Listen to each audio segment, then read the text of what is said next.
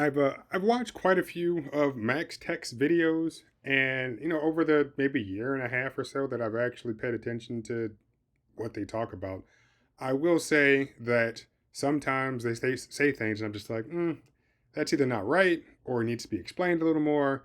And I honestly don't remember what video I talked about before in response to something that they stated. But it's when you have an audience as big as yours, you need to make sure that you are either telling the full story or I guess not telling it at all. And in this little snippet, I mean, it's ever so small, but I feel like we are constantly giving Apple a pass on certain things that they do. And as we know, the iPhone 15 is on its way out. It should be here within the next couple of months. Apple just announced or released their invitations and such to the September event. And with the iPhone 15, it is slated to get USB-C.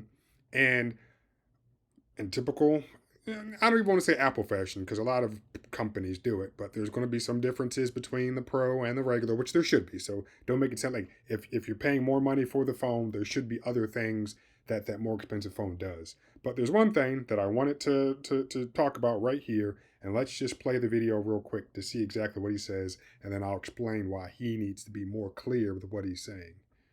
And for number 19, this is a big one. Both phones are going to be moving to USB Type-C, but the regular iPhone is still going to be USB 2.0, which has been around for over 10 years compared to Thunderbolt for the first time ever in any phone on the 15 Pro. Now, if you're going to need to transfer footage, photos back up, this is going to give you over 100 times faster real-world transfer speeds, and that is going to be amazing because so far these iPhones have been limited, and that's going to be really awesome for me personally. And people are saying that you're gonna have to buy the cable separately. It's not gonna come with that fast cable in the box, and it makes sense. Those cables are expensive and not everybody will need it. Let me know if you care about that down in the comments below. All right, so you might have missed it because he said it so quick, and of everything he said, it probably was the least important thing mentioned. But as I said, we're always giving Apple a pass, and that's something that we just need to stop doing. I mean, I know at this point it's probably not going to happen, but what he mentioned is the fact, and let me just, can I maximize this and go to another. What he mentioned is the fact that USB 2.0 is over 10 years old. Okay, and technically that is a true statement. But let's clarify that just a little bit to be a little more specific. So the lightning connector that is on your iPhone, that is more than 10 years old. In fact, it shows, and it came out with the iPhone 5, that it came out in September of 2012. Okay, September 12th, 2012 with the iPhone 5. There it is. I guess I could have done that right there. Okay, so I think it would be an accurate statement to say the lightning connector is 10 years old or more than 10 years old, because even though you're rounding down slightly, you're like, all right, well, 11 years, what's a year? In fact, it's technically not a full 11 years yet since it's not September 12th of 2023. So yeah, we could round down and say the lightning connector is 10 years old. But if we go to USB 2.0, USB 2.0 was released in April of 2000. So USB 2.0 is 23 years old. That's a big difference. So to round down from 23 to 20 years, I would have been like, cool, yeah, to say, yeah, it's over 20 years old, yeah, I would have been like, hey, that makes sense, okay? But to cut its age in half in terms of how old it actually is, to make it look like Apple isn't putting antiquated technology on their latest smartphone is absolutely asinine. And I know, like I said, there are other things that he mentioned that are more important in terms of what's coming with the phone, but there are plenty of people in the little Apple bubble, and a lot of people who really just don't care. But specifically, the people in the Apple bubble, they're just like, oh, okay, well, Lightning was, whatever. If I attempted to transfer something, which I know a lot of people don't, but if I did attempt to transfer something from my iPhone, it was kind of slow. And now with this new iPhone, with this new form factor, meaning USB-C as opposed to Lightning, the opportunity to just put something modern on all of their phones is there. Because let's take a look right here. So, like I said, USB 2.0 was released in April of 2000. USB 3.0 was released in November of 2008. So just 8 years later. So still way older than 10 years. So USB 3 is over 10 years old, way older than 10 years. And putting that on the regular iPhone, I'd say, hey, that's cool. You know, that's along the lines with most devices on the market now. There are still some devices that are on the Android side that still operate at USB 2.0 speeds.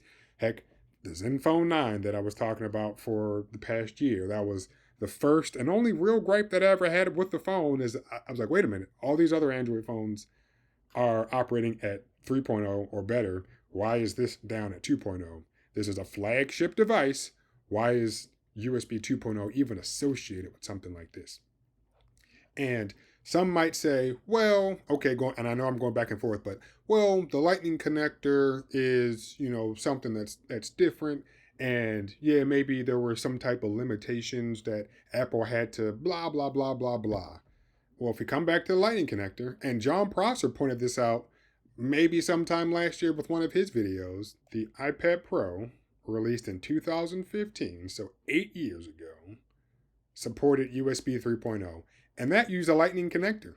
So there's no reason that, and I'm giving Apple grace, which again, the whole point of this video is to not give them grace, that hey, how about you slap technology on your latest iPhone that was used in your Pro iPad 8 years ago? How about that? How about we compromise here? How about we put something modern, which technically isn't that modern anymore because, like I said, USB 3.0 came out in 2008. But hey, let's not put trash. Let's not keep putting trash on the iPhone in terms of data transfer speeds, because there's no reason that USB 4 or Thunderbolt 3, whatever, is truly a pro level device or a pro level feature. I mean, every single laptop that I have in here, including my MacBook Air, has either a Thunderbolt port on it or whatever the fastest that, was around at that time.